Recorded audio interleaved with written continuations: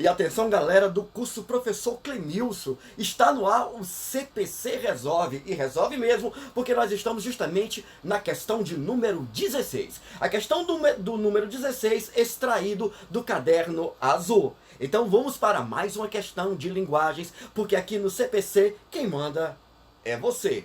E como todo bom aluno CPC sabe, nós temos que fazer o quê? Diante de uma questão, ler o enunciado. Muitas vezes a resposta está no enunciado e você sabe, aluno CPC, que o Enem ele gosta até de brincar com a paciência e o raciocínio do aluno. Às vezes você encontra uma questão problemática, outra meio complexa, outra bem facinha e a outra nem tão fácil assim. Tá certo? Então você precisa ler primeiramente o enunciado. Aqui você tem um texto do Luiz Fernando Veríssimo. Luiz Fernando Veríssimo é um escritor modernista contemporâneo. Ele é filho do grande escritor modernista da segunda fase, Érico Veríssimo, aquele que escreveu O Tempo e o Vento, né, a obra emblemática O Tempo e o Vento, e ele é filho, né, grande cronista, grande escritor, grande contista. Ele tem esse texto chamado Ed Morte, tá certo? E esse texto é muito interessante porque ele é construído à base de humor jocoso, né? Ele é construído à base justamente da grande ironia. E olha só, ele constrói um personagem, o Ed Morte, que é justamente uma paródia do personagem inglês 007, do escritor Ian Fleming, né? Então nós temos o nosso 007 tropical. Vamos para o enunciado, para depois voltarmos. Olha, nessa crônica, o efeito de humor é basicamente construído por uma. Então ele quer que você veja onde é que está a construção do humor dentro do texto. Vejamos. Vamos lá. Ed Morte, detetive particular. Está na plaqueta. Tem um escritório numa galeria de Copacabana, entre um fliperama e uma loja de carimbos. Dá só para o essencial. Um telefone mudo e um cinzeiro. Mas insisto numa mesa e numa cadeira, apesar do protesto das baratas. Elas não vencerão. Comprei um jogo de máscara. No meu trabalho o disfarce é essencial para escapar dos credores. Aí no terceiro ele diz: outro dia entrei na sala e vi a cara do King Kong andando pelo chão. As baratas estavam roubando as máscaras.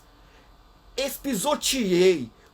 Consegui salvar a minha bique e o jornal. O jornal era novo. Tinha só uma semana. Mas elas levaram a agenda. Saí ganhando.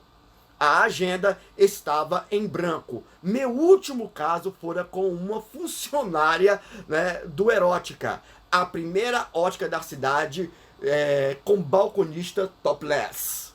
Acabara mal. Morte. Ed Morte. Está na plaqueta. Então você consegue ver aqui um texto narrado na primeira pessoa, tá certo? Com até orações assindéticas, tá certo? Então você vê um texto narrado na primeira pessoa, um texto meio que estranho, esdrúxulo, cheio de ironia, não é? Cheio, na verdade, de humor implícito, tá? O humor aqui, ele não é um humor escancarado. Vejamos. Nessa crônica, o efeito de humor é basicamente construído por uma. Aí eu digo, o humor ele está ali escancarado? Não, ele não precisa estar escancarado. Na letra A, ele diz: segmentação do enunciado baseado na descrição dos hábitos do personagem. É isso, essa segmentação de enunciados, são os hábitos do personagem que torna o texto jocoso, que torna o texto interessante? Não. Você sabe que tem um elemento muito interessante aqui dentro do texto, que são as baratas, não é? As baratas que tiram a atenção e ele, na verdade, né, coloca as baratas como um grande personagem que muitas vezes roubam a cena. Tá certo? Como se fossem umas grandes vilãs ali. Na letra B, ele diz: ordenação dos constituintes oracionais, na qual se destaca o núcleo verbal. Estrutura sintática, né? Quer dizer que o humor ele necessita dessa estrutura sintática? Não, senhor. Certo? Então vamos para a letra C. Estrutura composicional caracterizada pelo arranjo singular dos períodos. Olha aí, ó, ele está insistindo, certo? Nessa sintaxe, ele está insistindo para que o aluno, quando chegar na letra C, já chegue assim, meio perturbado, tá? Aí vem a letra D. Olha aqui que a letra D diz. Sequenciação narrativa na qual se articulam eventos absurdos. Quais são os eventos absurdos? As baratas, a máscara de King Kong, né? A moça ali da ótica erótica, né? Que atende de topless. São sequências esdrúxulas, esquisitas, absurdas, tá? E que dão justamente este humor, que estruturam este humor, não é? Então você tem, olha aí como é que eles vão insistir. A letra E. Seleção lexical na qual predominam informações redundantes. Moço, não é isso. Você pode até ficar em dúvida entre a letra A, segmentação de enunciados baseados na descrição de hábitos dos personagens, mas não é. O que você vê claramente são sequências de eventos, né, que tornam aquela narrativa absurda. Então, nós vamos, aluno CPC, na letra D. Sequenciação narrativa na qual se articulam eventos absurdos. E a gente volta depois. Até mais.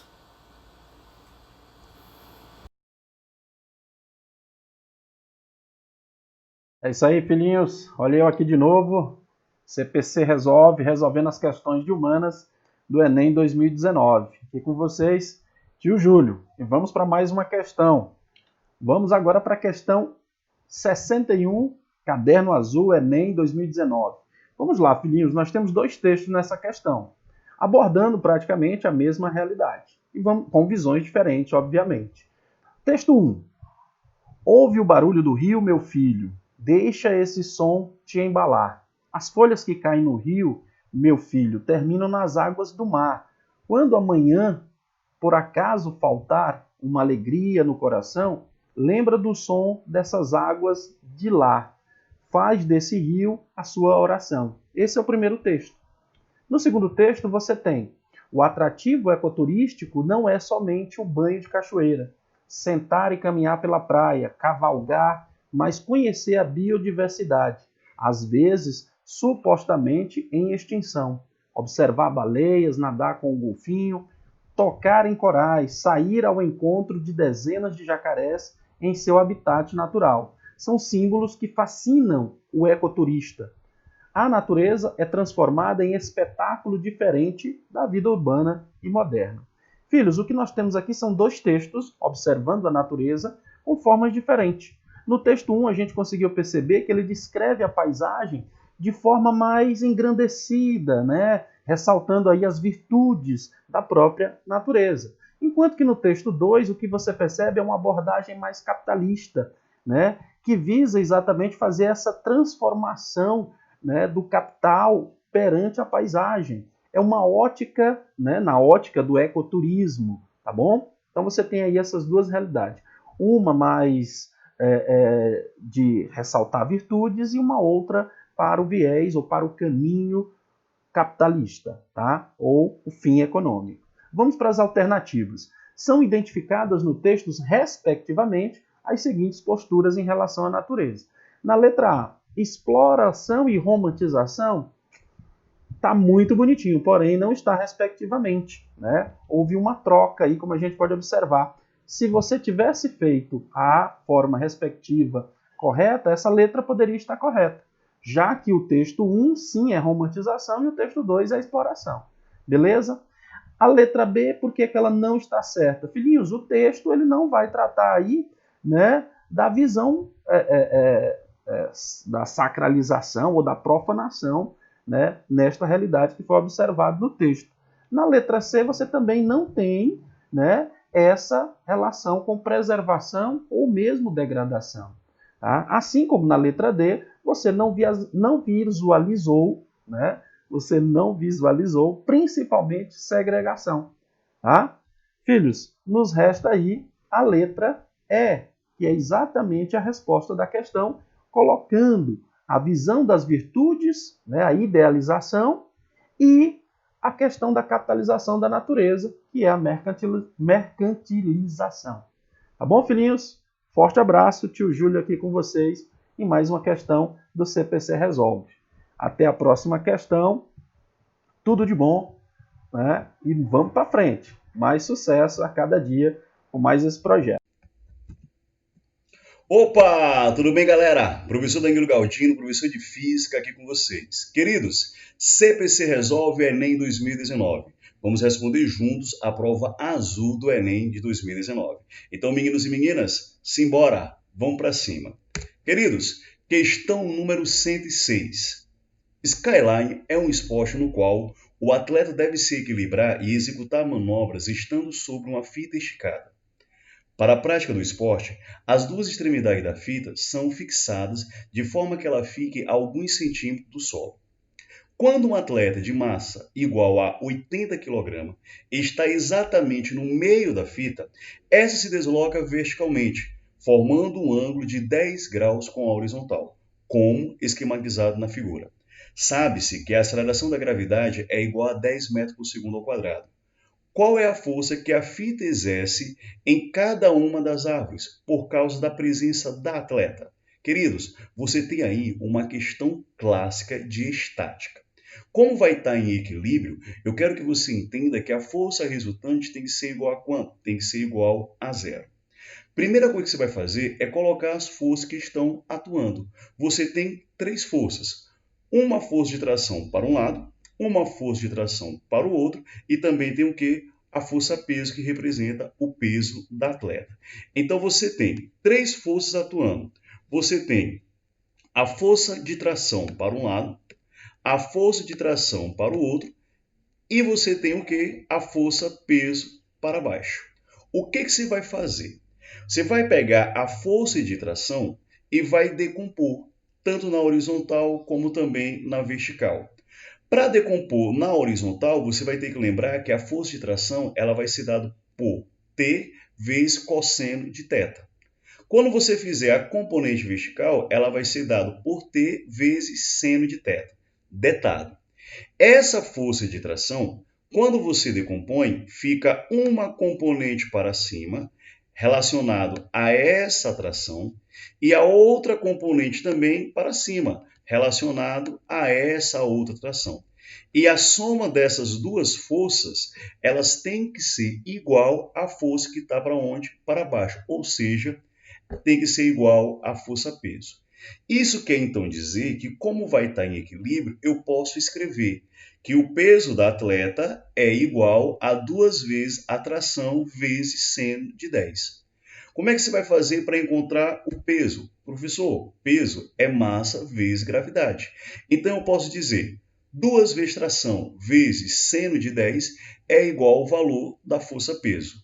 Como eu quero saber o valor da tração e a questão me deu o seno de 10, eu vou substituir. Vai ficar o quê? 2 vezes tração vezes 0,17 é igual ao peso, que é 800. Então, pegando 2 vezes 0,17 e passando para o outro lado, eu vou ter que o valor da minha tração vai ser igual a 800 dividido por 0,34. 800 dividido por 0,34 dá aproximadamente 2,4 vezes 10 elevado a 3 Newton. Com isso, a nossa alternativa correta é a letra D de dedicado. Valeu, galera! Beleza, pessoal? CPC Resolve Enem 2019 Matemática comigo, professor Abraão. E hoje nós vamos aí, tá? De questão número 151. 3 sócios resolveram fundar uma fábrica. O investimento inicial foi de R$1 milhão. Independente do valor que cada um investiu nesse primeiro momento, resolveram considerar que cada um deles contribuiu com 1/3 do investimento inicial. Algum tempo depois, um quarto sócio entrou para a sociedade e os 4 juntos investiram mais 800 mil na fábrica. Cada um deles contribuiu com 1/4 desse valor. Quando venderam a fábrica, nenhum outro investimento havia sido feito. Os sócios decidiram, então, dividir o montante de 1.800.000 obtido com a venda de modo proporcional à quantia total investida por cada sócio. Quais os valores mais próximos em porcentagens correspondentes às parcelas financeiras que cada um dos 3 sócios iniciais e o 4º sócio, respectivamente, receberam? Pessoal, fica ligado, é uma questão bem tranquila. Cada sócio deve receber a mesma quantia que investiu inicialmente. O último sócio, o 4º sócio, ele só investiu 1/4 de 800.000, ou seja, ele investiu 200.000. Logo, ele vai querer receber de volta todo o seu dinheiro, 200.000. Então, basta eu ver que percentual esses 200.000 representa sobre o valor total, sobre o montante todo que eles juntaram, que foi 1.800.000. Então, 200.000 dividido por 1.800.000 vai dar exatamente, aproximadamente 0,111111 infinitamente, que é aproximadamente 11,11%. Então, o que tem que receber de volta em relação a 1.800.000 é 11,11% para o 4º sócio. Disso, pessoal, o que é que vai sobrar? 100%. Tirando o percentual que foi destinado ao 4º sócio, a gente fica com 88,89% aproximadamente, que deve ser repartido igualmente entre os 3 primeiros sócios, já que eles investiram quantidades iguais, vão ter então aí o percentual também em quantidades iguais. Dividindo 89,89 por 3, dá aproximadamente 29,63%. Então veja que nós temos que o 4º sócio receberá 11,11% do total e os demais receberão 29,63%. Portanto, pessoal, a alternativa correta, adequada, que mais se aproxima das respostas que nós obtivemos com os cálculos, é a letra A de aprovado. Então fica ligado, não perde nenhum lance e vamos para mais questões. Valeu, galera! Até a próxima!